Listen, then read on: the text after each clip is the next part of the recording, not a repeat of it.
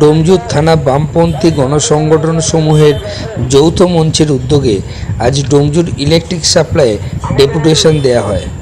Prepaid smart card বাতিল, বিদ্যুৎ আইনের প্রস্তাবিত সংশোধনী বাতিল করা, পারস্পরিক ভর্তুকি প্রথা বজায় রাখা সহ বিভিন্ন দাবিতে এই ডেপুটেশন দেওয়া হয়। সিপিআইএম নেতা অংশুমান আজ সহ বামপন্থী গণসংগঠনের অন্যান্য নেতৃবৃন্দ এদিন উপস্থিত ছিলেন।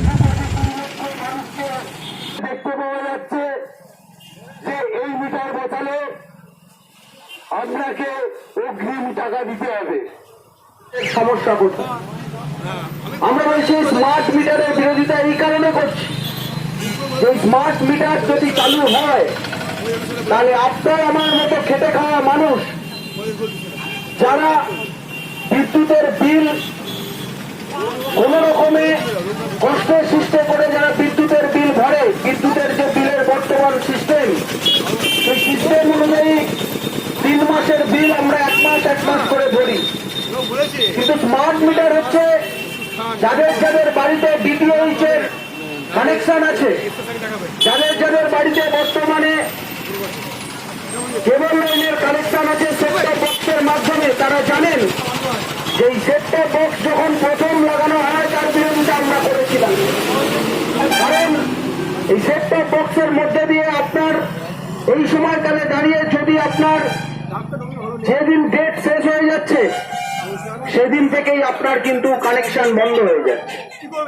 এবার সেট টপ বক্স মোবাইলের ক্ষেত্রে যদি টক টাইম না থাকে সেক্ষেত্রে কিছুটা চালিয়ে নেওয়া যায়, কিন্তু আপনি একটা কথা ভেবে দেখুন, এই স্মার্ট মিটার লাগানোর পর থেকে আপনার বাড়িতে একই রকম ভাবে পোস্টপেড সিস্টেম চালু হবে, কোনো প্রিপেড আপনার লিমিটেড, আপনি যত টাকার রিচার্জ করবেন ততক্ষণ পর্যন্ত আপনার ইলেকট্রিকের বাড়িতে লাইনটা চলবে।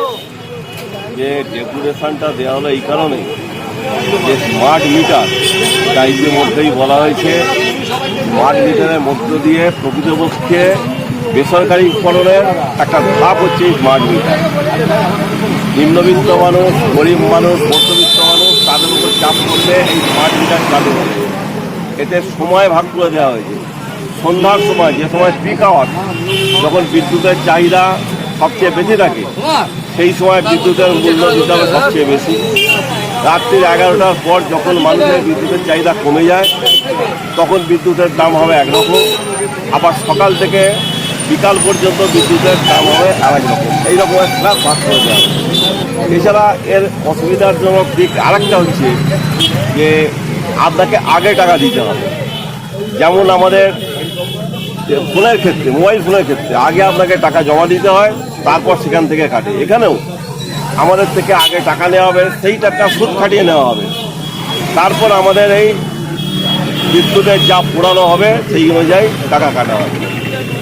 এখন শোনা যাচ্ছে যদি মাঝরাত্রিতে আমাদের টাকা ফুরিয়ে যায়, যেমন বিদ্যুৎ আমাদের যেমন মোবাইলের রিচার্জ শেষ হয়ে গেলে যেমন মোবাইল বন্ধ হয়ে যায়, তেমনিভাবে এটাও বন্ধ হয়ে যাবে।